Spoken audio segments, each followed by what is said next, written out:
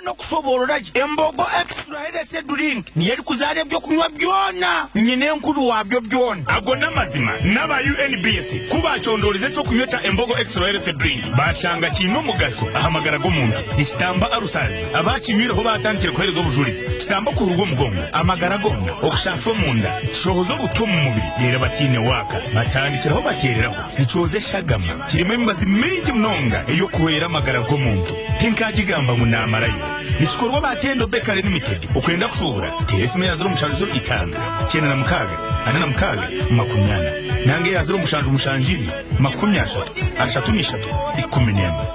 God be with you till we meet again.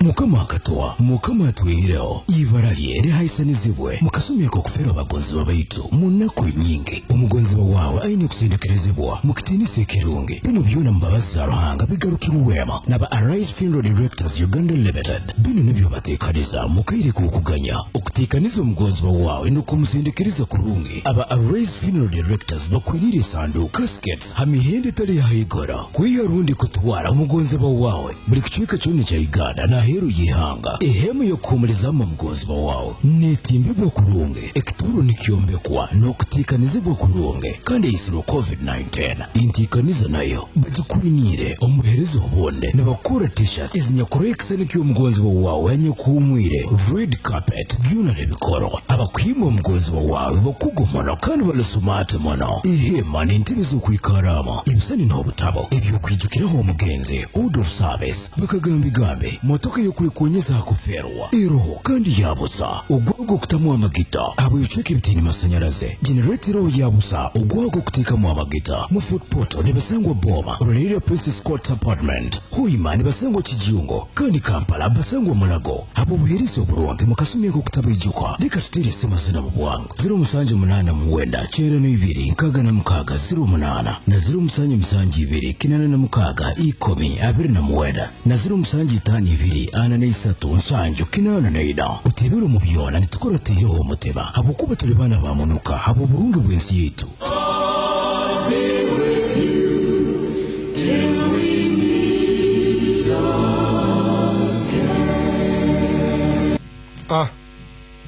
Hat kuzika tukufoire scientific. That's what I'm telling you.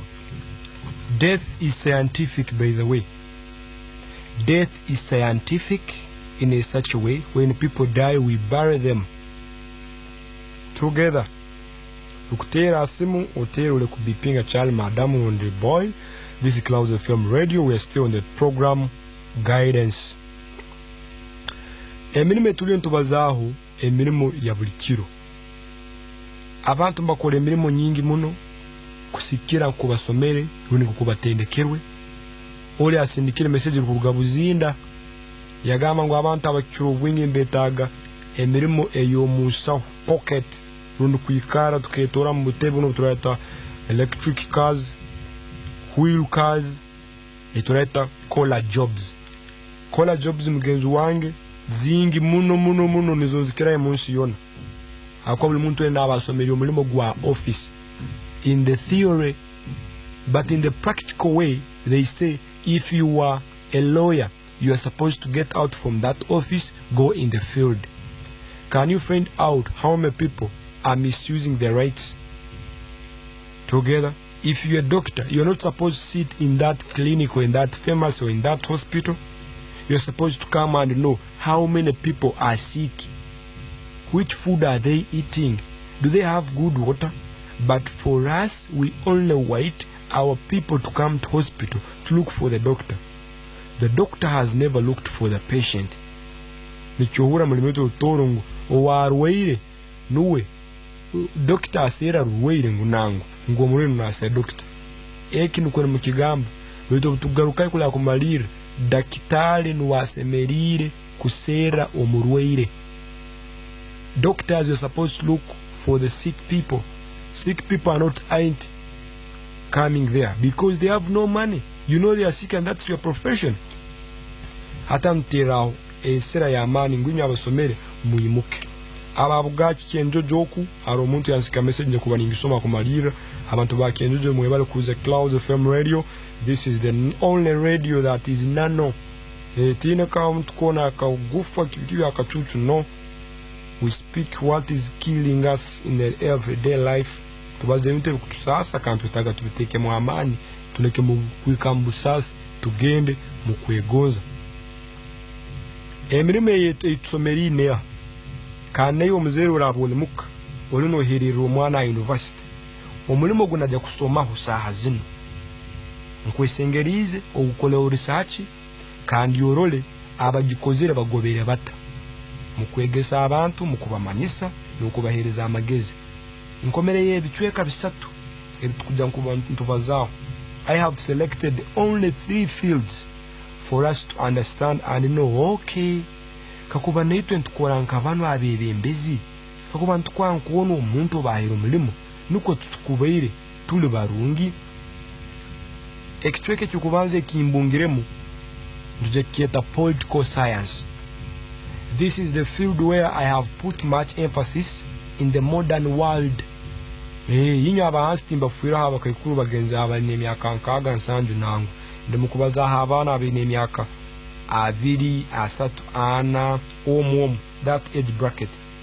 Because the statistics I'm looking right now is not for 15, it's between 17 to 38. That is the wage scale. Namba kusanga malizis near 6 bala university abamu bamazino okusoma bene n'emirimu ndabantu bene 17 sangomana masinya 6 sente zikaburisa akafana nyene, nothing to do. He goes back in the area. Runula akamala sinya kana sente zabura is now 16 years below that age bracket. Field number 1, let's look at political science. What is in political science? Why is everyone aiming at politics? Politics science is unique from politics. Why don't you get politics? Politics is a talk, it is a value within political science. Both undergraduate and graduate students can find jobs in a variety of fields such as consulting, business partners, finance, the public sector, journalism, law, advocacy, non-profits, governments, internal affairs, research, and many more. Hati ebini byebisika ebya political science. Ekturagamba departments of fields. Osokubogezera university watunga degree. Wasome ibintu turagamba nk'ebyobwebembezi ebyobufuzi mu rulimi oluli ku mukugamba. Governance, administration, administering. Ogenzere watendekebwa nkukosobora kurolera abantu, kubaza nabo, kubahabura nokubatwara harulengo rukiri obukubuli mwebembezi wabo. Katukweto politician. Omugaso gwa politician tugulugu kutunga msara gwo kugaruka akakora obuhereza obu abantu bakwetaga. Hate giona branch to get a political science. It is not a political side, it is political science. Netusanga mu abantu nkaba law abakubasomere amateka katubyete nkebiragiro obu kutera omukazi kibi omukazi ine ebiragiro bye. What are the rights of women? Nimubimanyi.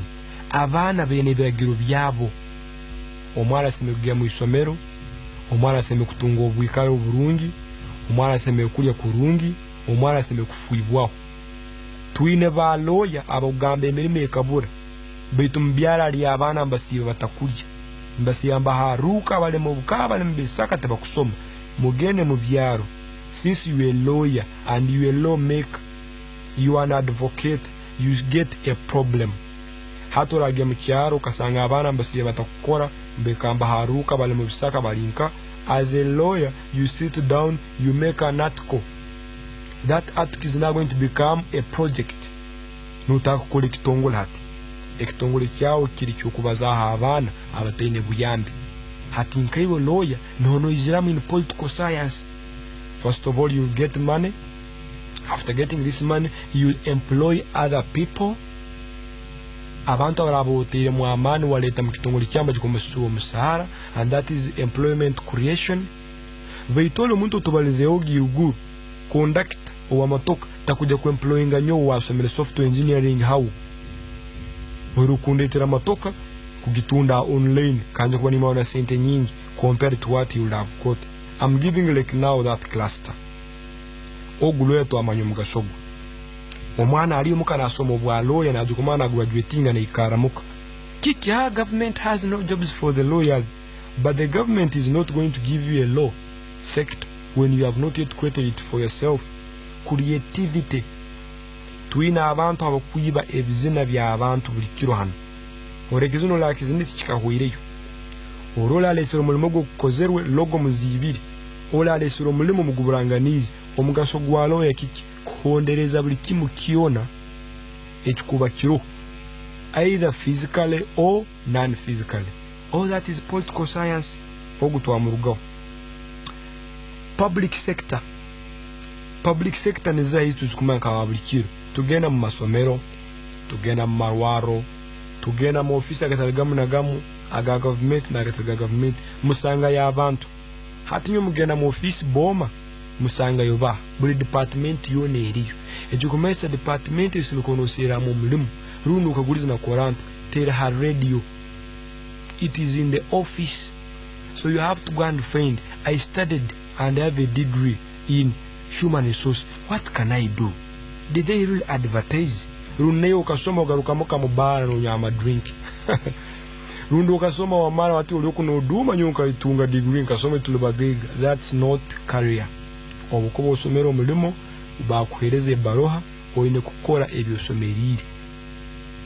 Nobody is going to lie you, I'm going to be a president and they give you all the jobs. No. Taro, they just use you and they leave you there. What else in political science? NGOs, ebitebe byone mukura. Kakabembiyamba abana b'emfuzi, kakabembiyamba abalema, kakubambiyamba buli muntu wena. They are under political science. How come political science abantu ntumbayijamba rora kina chikwata na kitu na kitu.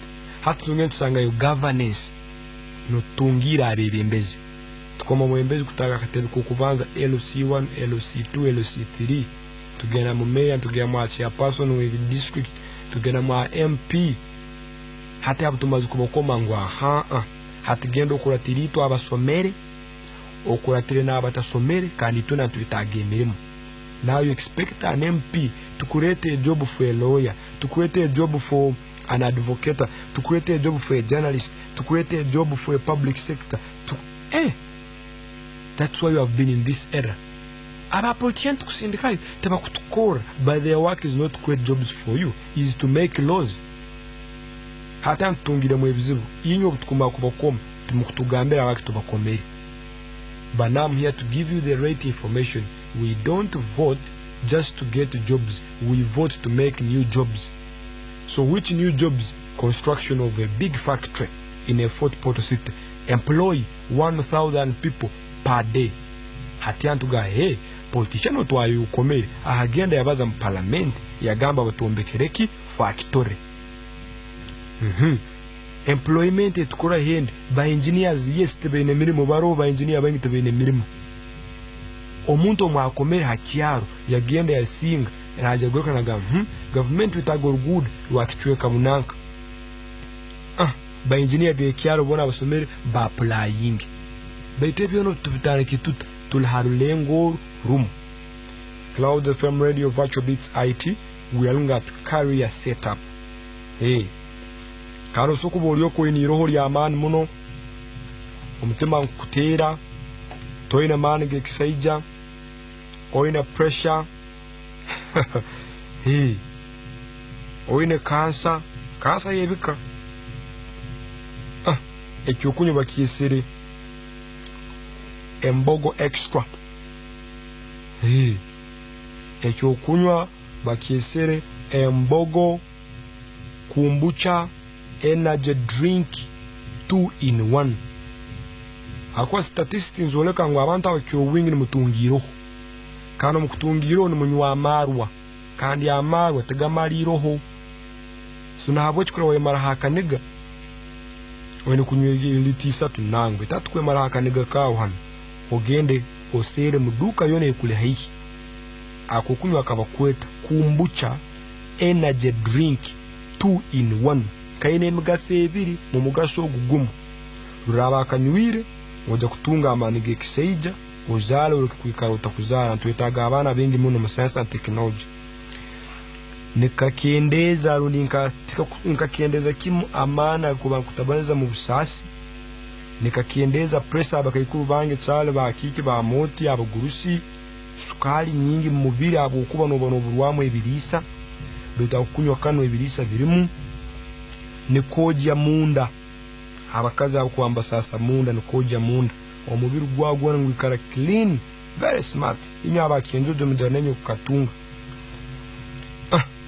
bakesere kumbucha energy drink 2 in 1 kale mu ebintu bingi muno twaga ingredients mu rutoro birungo bitabuwe mko byakanuza kabitekano lengo rwa iguru katamba ali mutangawuzi ali mu emizi rukaka omurondo bintu bingi muno kandi ubote kwebira onekyo kunywa kindi kintu kihambiye kimuri muntu na Valentine's Day twinikuba tukinyubire ukajja kwa tukinywaho embogo extra healthy kale bakesere energy drink kakugara mu amani kanu akatwabaza akacupa akabitu kesere healthy nikatamba ekinze kitweta senyiga no kukora hatibu kanyendo wao kusasa munda ngomanyo nyina alisasa tinkulia bitoke tinkulia muhogo kibi umutima gwagu ine kizibu hatikano akukunywa kagenga kusirimukira kimuka kuojya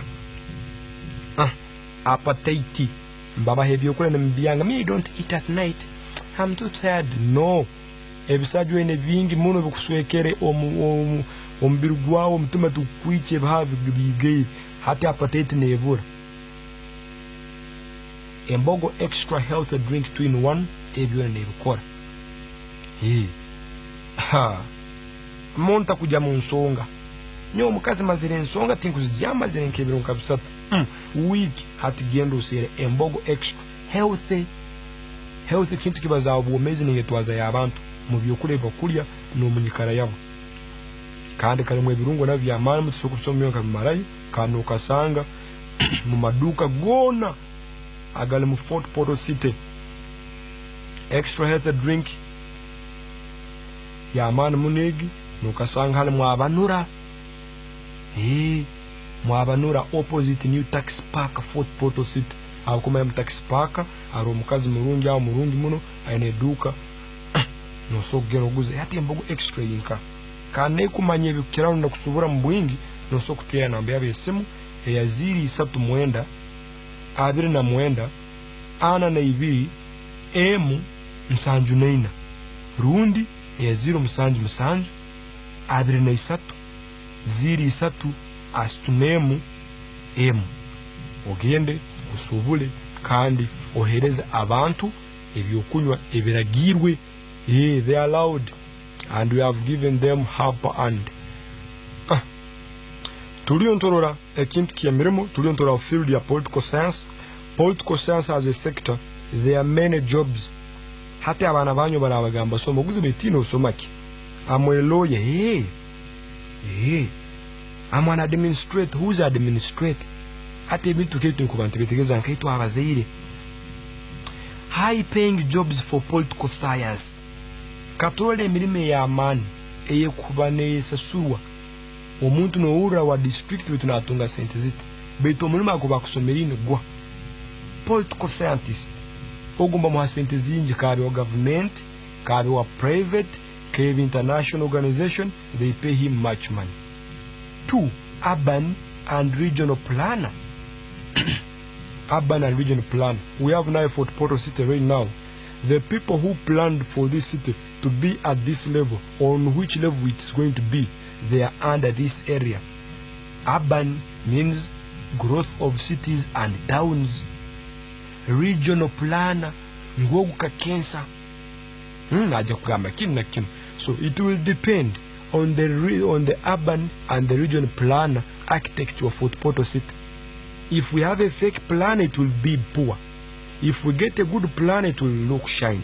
So it means the regional planner n'abaana wasomere kandi atendekerwa. And all these are highly paying political science jobs. Economist, buli kiro basomeraga budget y'ihanga. Nimugambe zino sente nizezi baitu abantu tumuhondereza obulimi babuhesingizinga obwegesa buhesingizinga itu esinga antu batesingizinga itu just turangwe kandi budget kankoto trillion yen trillion 10 twine kwetegeza abantu bakusoma budget bakasomaki ba dakitari ba nasi ba piloti. No, they have studied and they are either economists or big accountants. Twina abantu bengi twina the legislative assistant ogumulimo gwa man muno, political consultant, abesimbiri. Those who have won elections, they use the political assistants.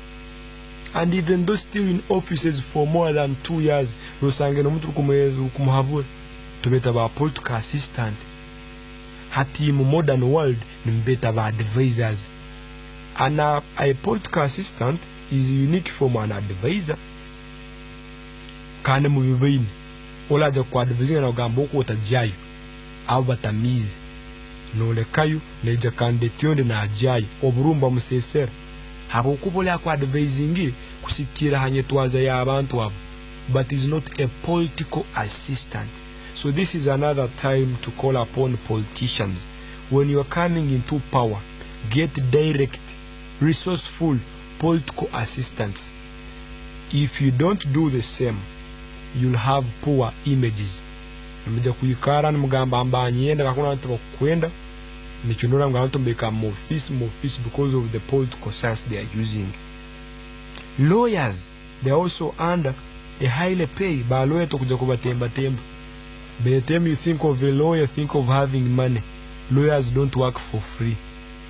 Market research analysts. Obutukuba ntutambuze ebyamaguzi byaitu nitutunda nitulya nitunywa nituba nitwetaaga kukora obusubuzi bwa buli muntu wena akwegondezamu kandi habwekyo into bantu gonzaki abantu abakumanya obutale oburungi nikimaisake ba marketia iwe oliyo kunosera marketiyo murungi abuziri kwene kubona omaye marketia na sanat kampuni ezindi ezijanze kugonza kutunda ebyamaguzi nibibura abuko ba marketia babo bafu. So in the modern world, in the technology today, we look for good marketeers.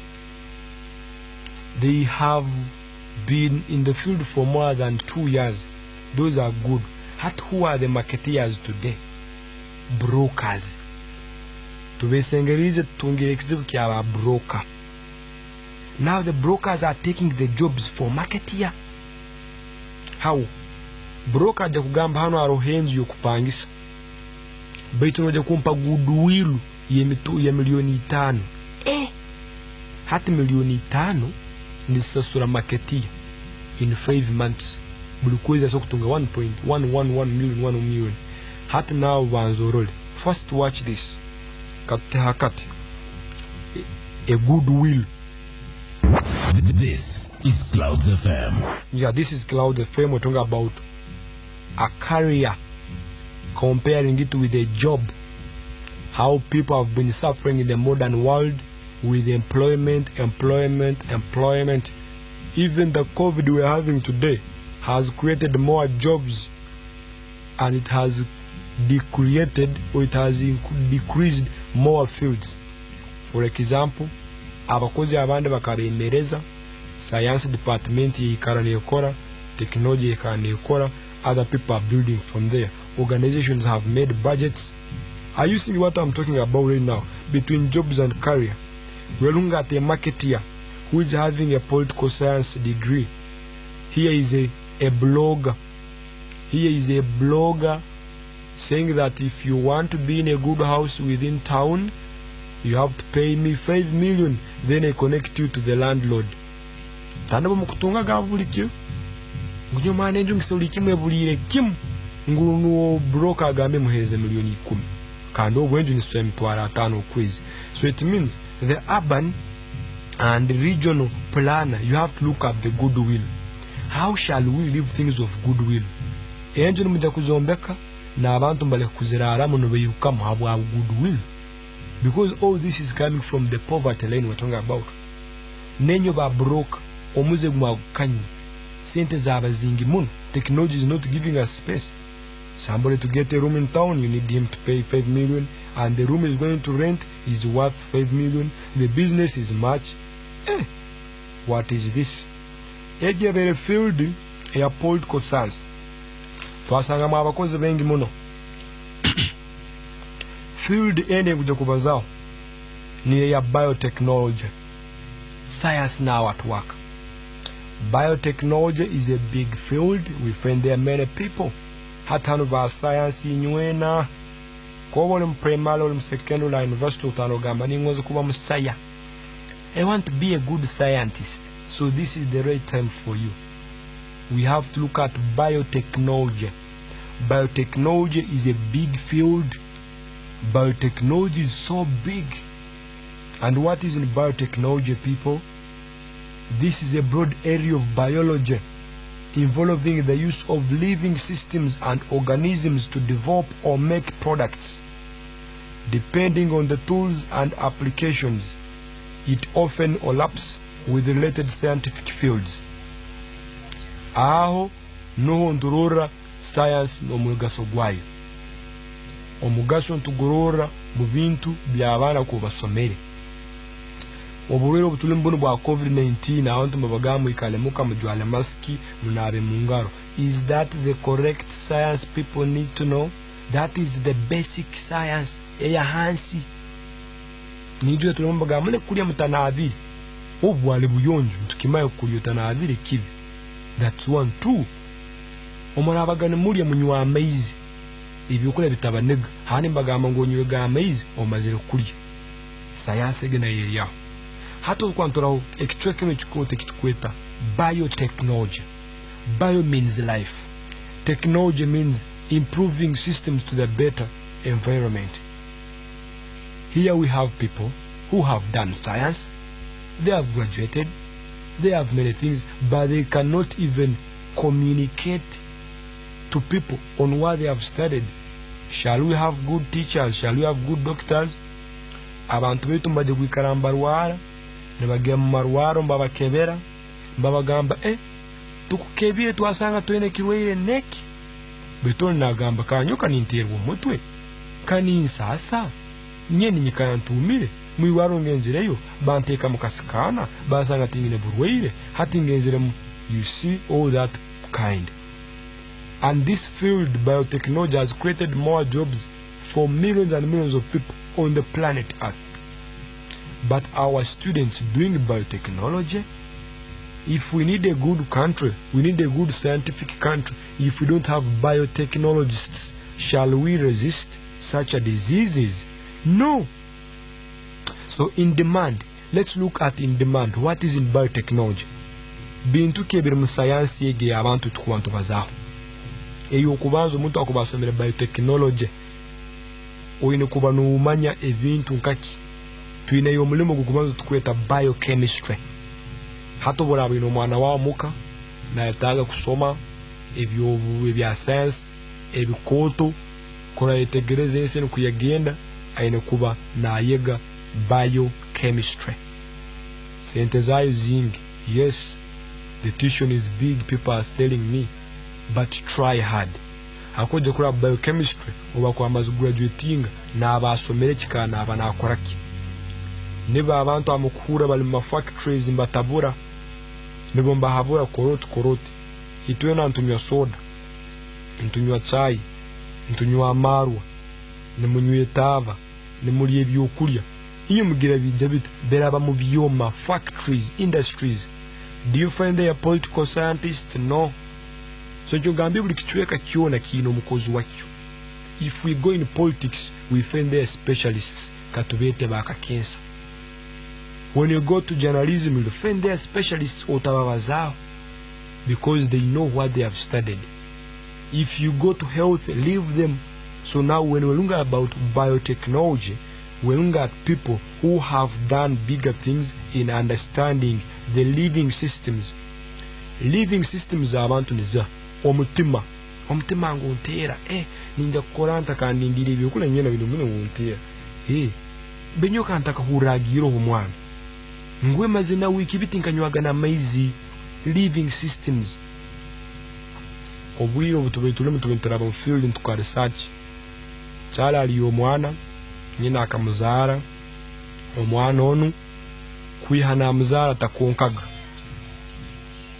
kwiho mwana na muzara takonkaga amutwere mu marwaro amutwere nkaho mwana mba mugamba garayo takuja kusoboka hatwaga tukotuta biotechnologist where are you biochemists omwana ntakuonka takulia takunywa nawe gi science abantu benge batufuiro muno abo kusanga ngwito tugamba we are scientists in words but we are not scientists in doing, and the implication of science is expensive.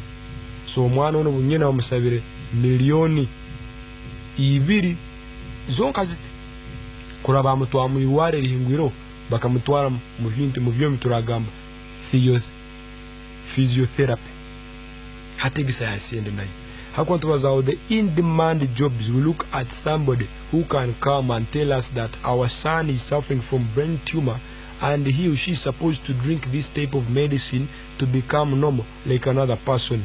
Do you know how much money that person take? If we are talking about science, abantu bengi bafuire muno. Kata kabero musaya wena ruize na humbura abantu. No. There is no person who is na humbura abantu. Kata kabahoga. People die, they die.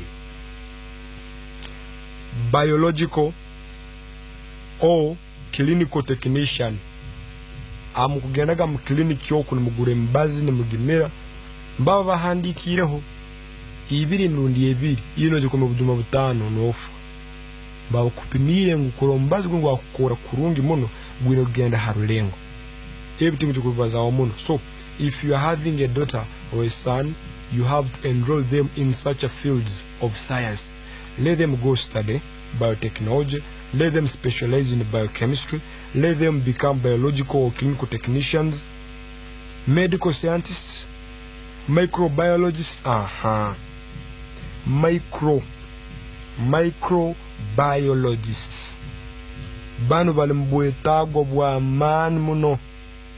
The study of microscopic organisms such as bacteria, viruses, fungi, protozoa, archaea.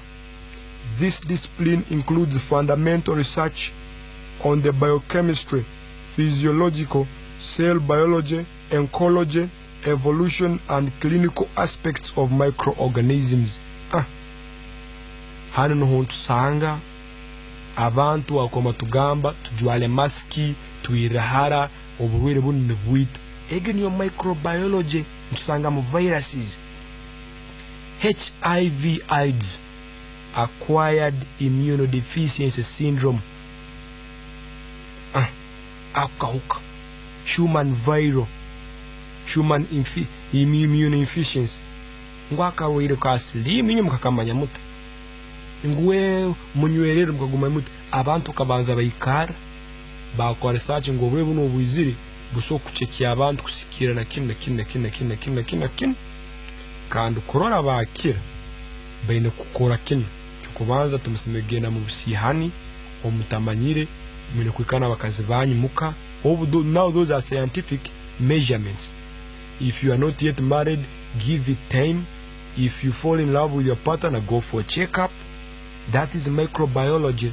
Hata nturangwe hatuli mu bwire bwa COVID-19 bagat jwale mas ngo turaziya nituje kwichoruoya ne rutahirole mu nyindo.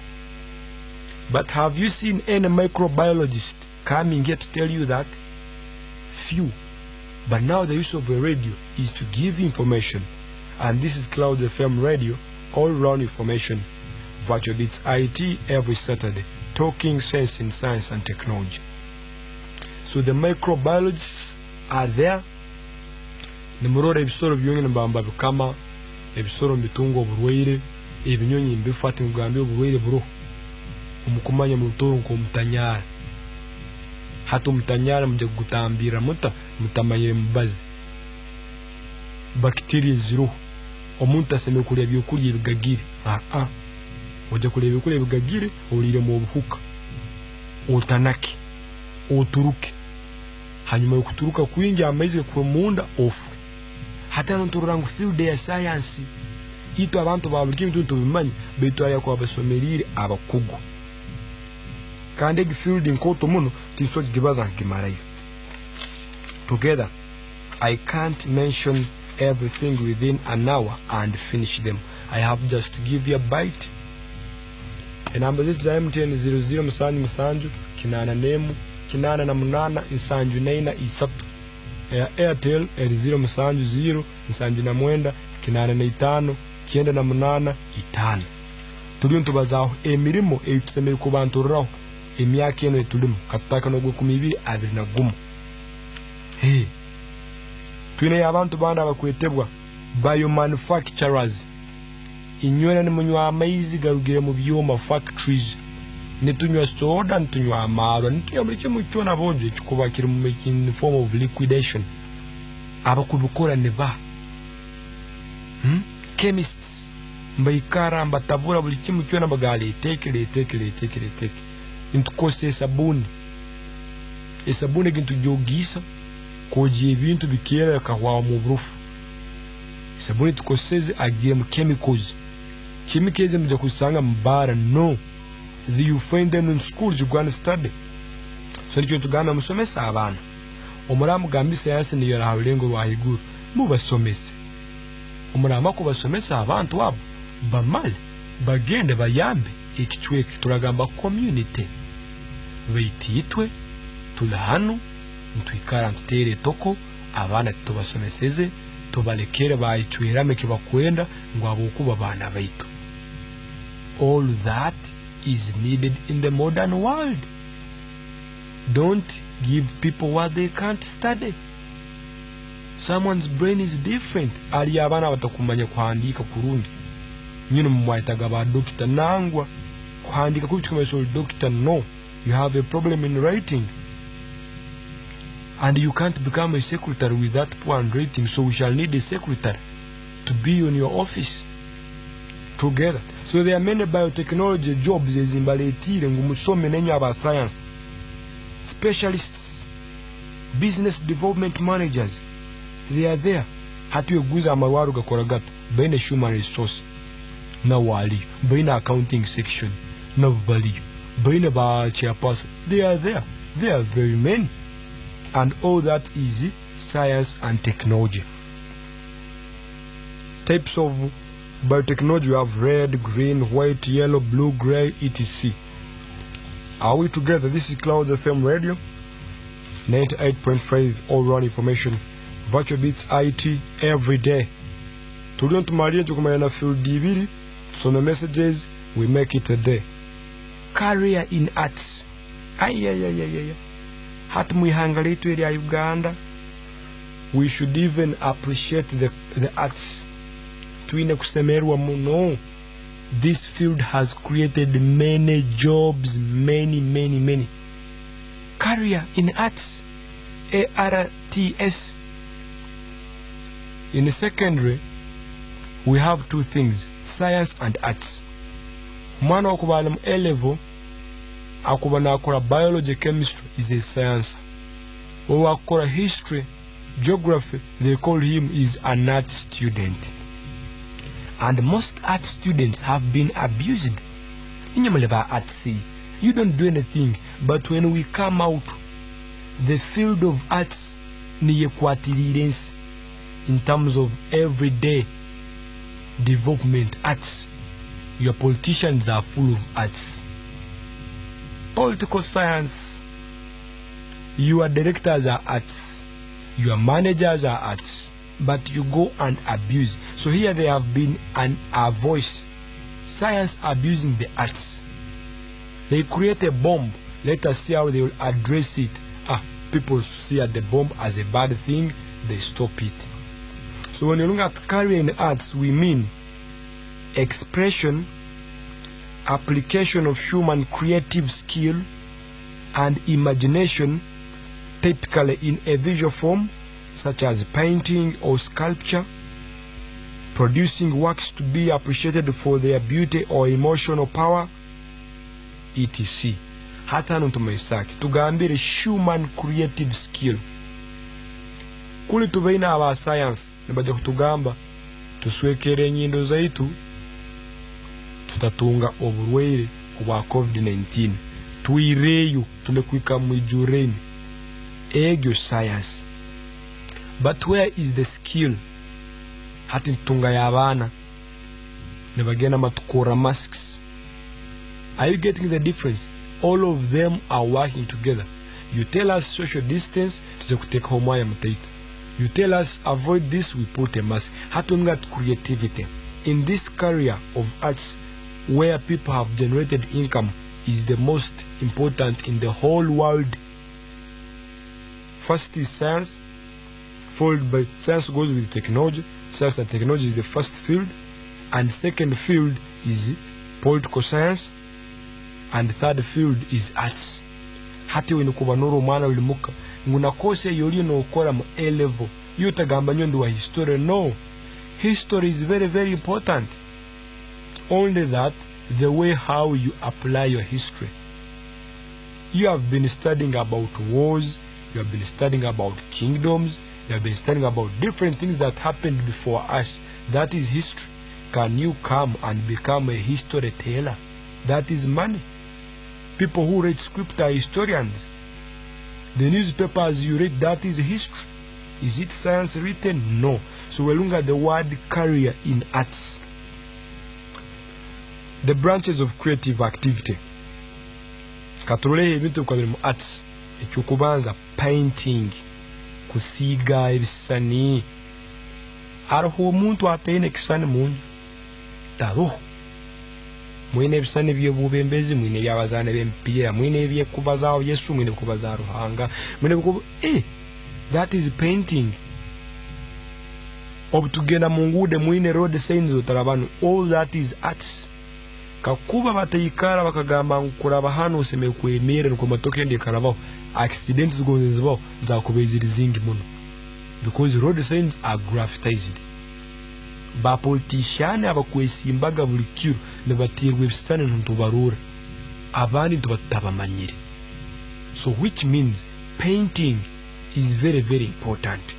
Somebody creative, even if you have not gone to university, you can start doing how to write, how to graffitize, how to design. No ikara no telekisani kyo muntu no kwetaga musente mga taniu hanyo ni kwetaga maka sente zinga ngwa mitwaro nkaga.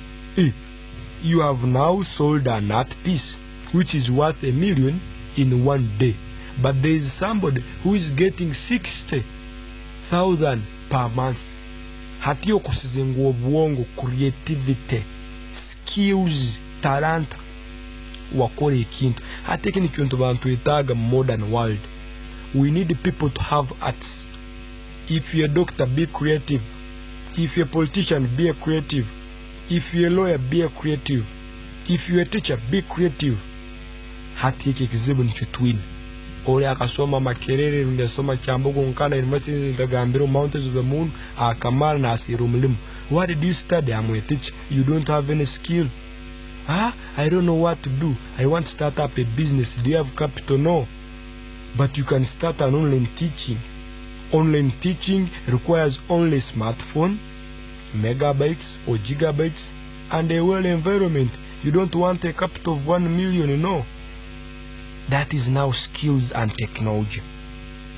Another field of creative skill or activity that we have, music. Yeah. But saho muntu wena atakuhura bizina tarohu. There is nobody in this world who is not listening to music right now. And music is not the songs we play every day. Music is unique and music is big, but we split it in the daily creative. It can be production music, it can be written music, it can be organ music. Mukenezia no mukenesa no muzinerayo, mu mizigiti no mutera amatali. Obutugaruka mu bicweke bindi tuzeta disco. baitu ngene mubani mukoraki na muzina ebizina ebi mukubana muzina na mwegonezamu biba birugire haizoba. No. Where do they come from? They are sung, they are produced, they are mastered, and they are given to you either freely or bought. So that's why I've seen music in Uganda is a source of income. Everyone is claiming that bars should open, but there are people who have not yet realized that our musicians are getting poor and poorer. First of all, their songs have not been playing on radio. They have not been playing on TVs. Their work is not being seen. You have artists who make videos, but you will never see them on any platform of the TV. Why? We may see the end in the music fact. So kino kyama isaki ngo creativity niyo etuteire mu maiso. Twaraho branches of creative activity. Number one is painting. Abatezi bebisani nywera nmbamanya tingo maisa photographers ni maisa bana abakwata penso bakayikara bakata ku drawing harupapura nuko abasomere mbaja kukosa softwares ezitugamba graphics design. All that is in that art. Branch ekongera no ya literature. Aroho mundu atakusoma mpapura za makuru zahandikwa zehandika nobuzira banzandika. They are automated in a virtual environment, but we need to have writers, we need to have editors, we have people who poem, and when they are doing the poem we shall call them poets. We have poets. You have been watching TV series nemura film mga no film ke kabanungi baitu omuhandiki ewe kalire yataka omulire ito yata story. How much was he getting? He was creative. He said, let me write a story about Ip Man. Hati yuli no isemera mu Ip Man inu gama we Ip Man no good doniye no wa man. But do you know the literature behind Ip Man? You see? Oh, Fast and Furious. Do you know the literature about that movie?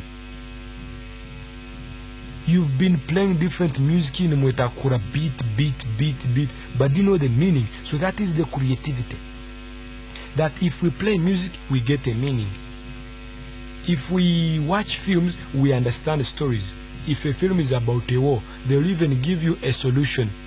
How can we end a war? This coronavirus that we're talking about, it was played 3 years back before we had this disease here. They were playing that movie about 3 years back. Few people had watched it. Together, there is this player of netball, Brian. Brian died. After dying, but before his death, there was a cartoon series talking about his death.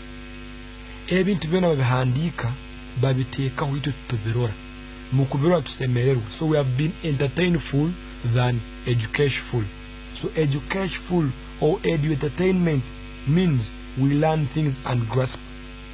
Right now I'm giving you literature about career.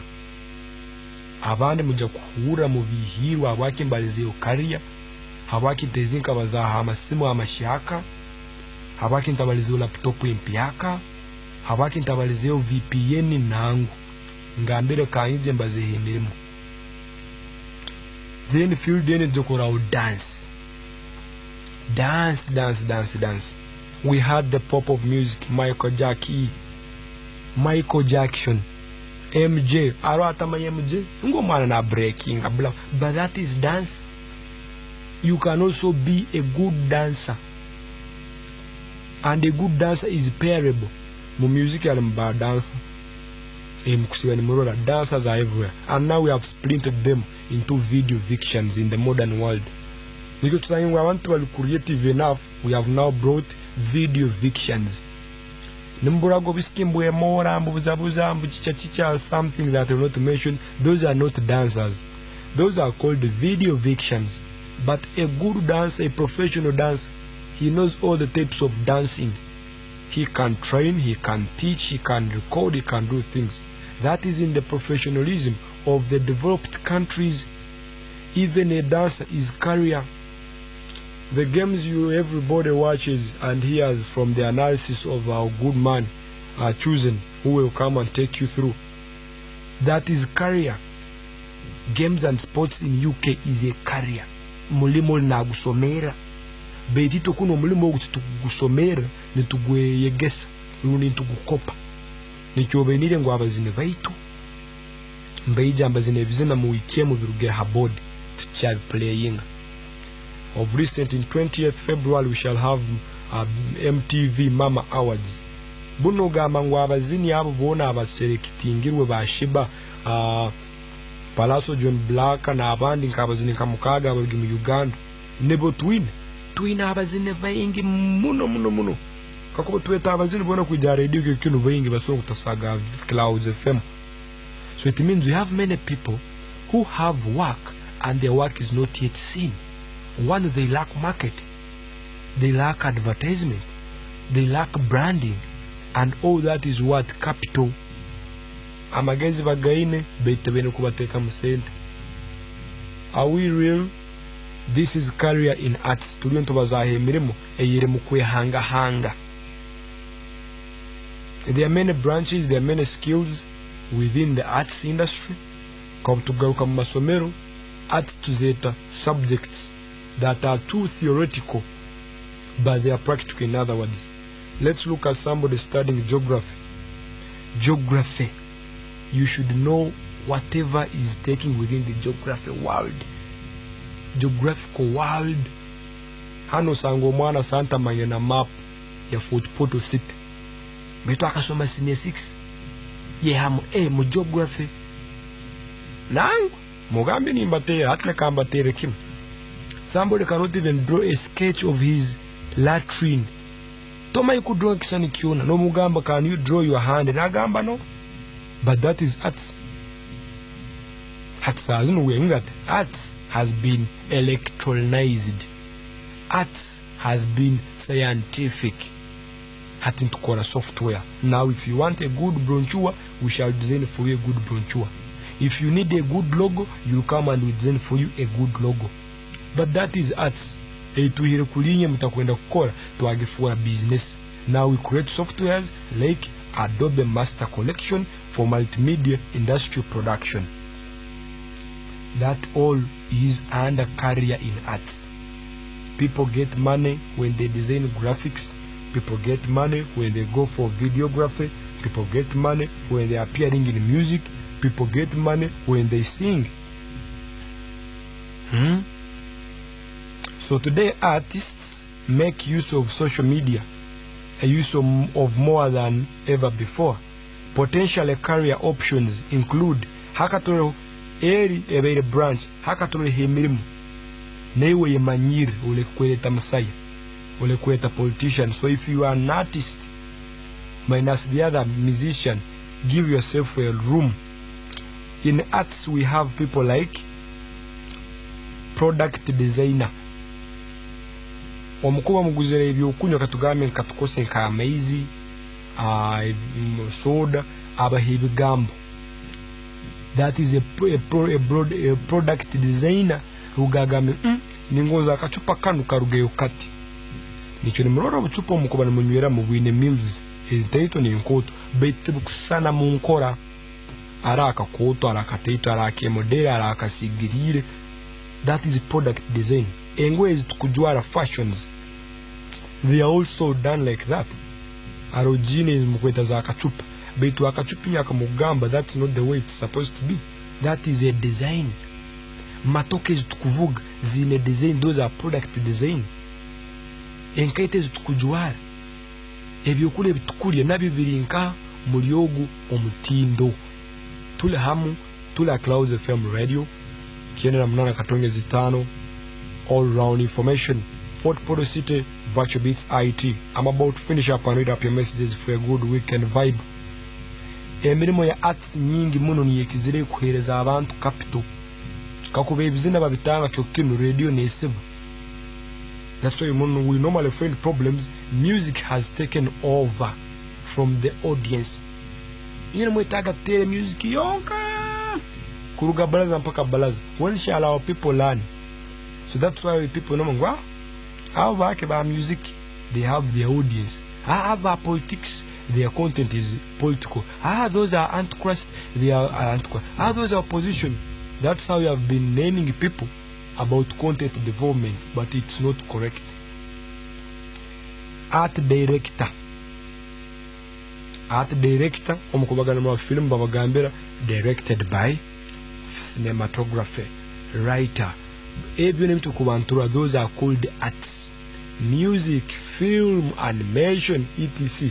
All that is arts. Museum directors, mu museum tusanga ebintu ebyeira. Akabaho kabalega yafa, ekisani kya kabalega kikyaroho ngwe. Where is the museum director tusobole kirinka? Because the museum director will have studied about the real fossils, the real things that are within the museum. Naba nabimanyi kubitondogora, kubisobora na bikimu kyona. Hatinyo abana banyu basomereki. What have your children studied? You see, they have all studied education. Bona basomero busomesa, kana amasomero mataitu, emisara antaitu. Do we have people who have studied such a courses? Oyina omwana amaze siniya kana, amaze siniya mukaga, alimuka na itakuja university, bakusaba milioni yemu nekichweka buli semester. Bazinu courses, they are cheap and they are practical courses. Art teacher, obuko omanyi kutera ebisani byawe, nobimanyi kubisiga kurungi, notunga abana bawe bana notaka kubasomesa. Noganyo ndiri basomesa mweje kujoiga kurungi. Within time you'll have money. Second last, art therapists. Art therapists na babo omugenda mu irwaro babagambaza mu ikara hali babatere bisani babenganiza amanyenko zao zibi bakuteka mu mashini scan ekorabamo. We have also what we call medical illustrators. Obegiyona field egiyona meme nkubazao. Medical illustrator, especially you maternal people in the world, omukwa muinenda mugeze kukebera omwana ine myezi ngaha munda bakuteka hali arugayo mukugwaga korot enda yawe ikikire omwana aliyat. Medical illustrator using certain softwares to give out content. And second last, systems and system design. Kakive kitongole kakive ki kujokora mwakoro mulimo guona mwine kutunga the system designer, how things will move. Example 1, let's have electricity. Amasanyarazi nebajagaleta mkyao cha kaigo negarabanka ngaja kuraba harugongo runingaraba nyabukara ntugeyire nyabukara abakuba nyabukara hey sente nje kubanteito ntugenda mukachwamba tubanzi turabe kule kahinjwe nyuma rundi nturabanka nturaba maguru. That is system design. So we look at a system designer who is having a skill in doing something in a very good way. And today system designers have caused problems. They are constructing a road. The road is supposed to pass in a good way, but they are bypassing it in the other corner. Corruption. System designers are big and they are common in today's technology. NB, it is art a good career choice? Habwachi abana buona nimbasindika bage basome arts, bage basome muziki, bage basome filimu, bage basome medical illustrator, bagende bege bintu batendeke habwaki koijohuri what the writer says. It is possible to make a career as a fine artist, but it is tough and few artists make a living by only selling their own work. At least initially, most artists are good at multitasking and thinking out of the box in order to come up with ways to support themselves until their painting alone can sustain them or others. Echukururana mutaunu murura gentali iriaho. Omuntu watiri entale egitekaye mkubali mugamba entale tugiheho wolololo. You don't know how the person suffered crash. Akaija kugemara kwa yagitekaho is called Aston, I think.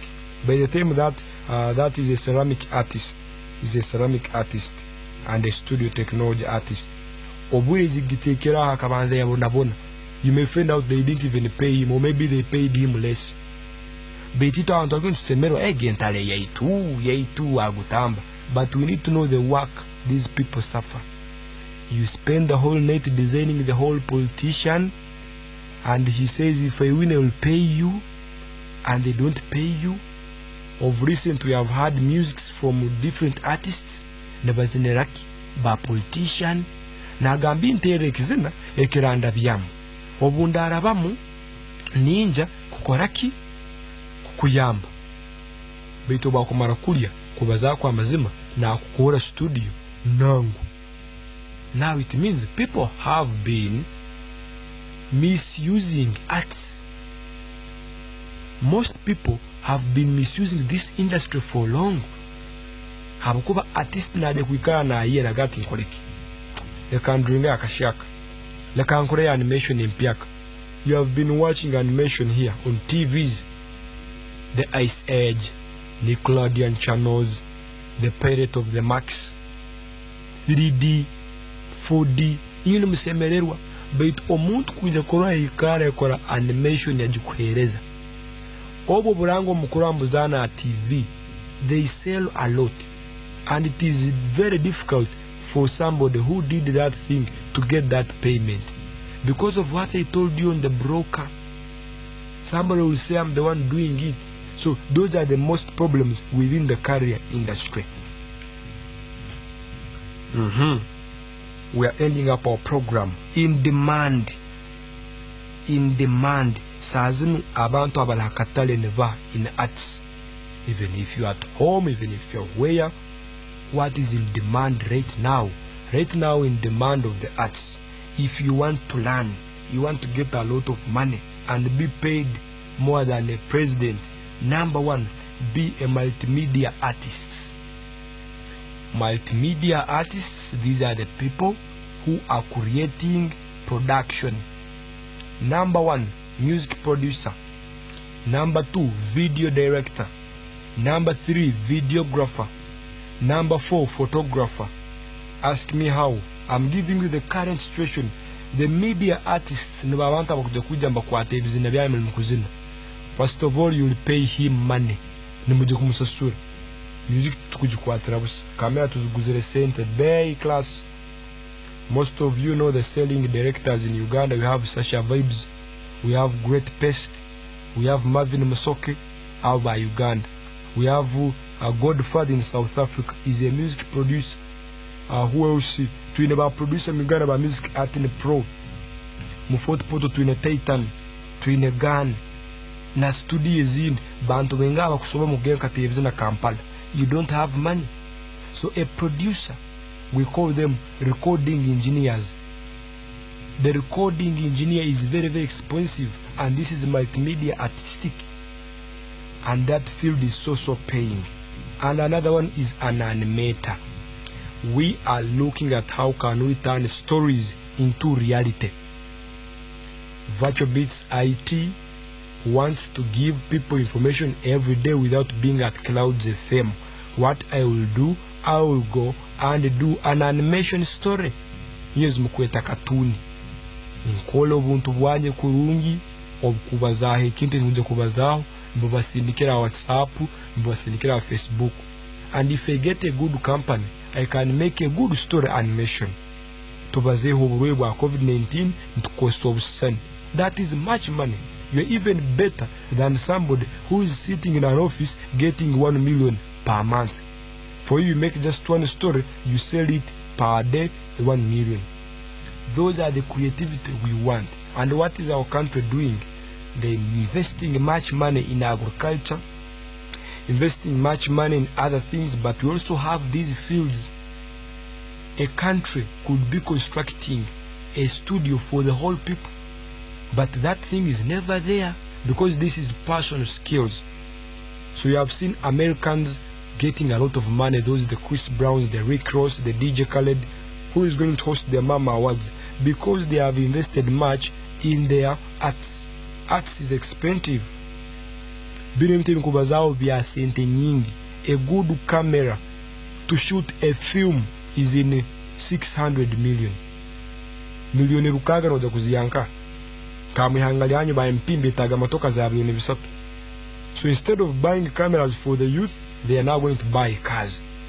So for me, I'm speaking as an overview of the world technology. So we need to look at that. For you to have a good computer, standard professional one, a graphics enunge like a MacBook, you need to have 7 million brand new. Will you manage if you're a youth? No. So that's how we start deviating from our arts. Emirimo tugitunda sente ntaito. You come, I design for you graphics, eseme kubaza mitwaro nkaga, nompeze mitwaro 10 kandi ndayanga ndali yake. That's why you have seen photographers in town nebatiri bisani passport za 10. Abikibiki batebisani very so expensive. According to the study in America, a photographer who is employed is getting $99,000 per month. 99 sinkenda n'orwenda buli kwezi. Baitu tano amutezi webisani ni muhasingira 10. Baitu aina kutwara ekisana akakieditinga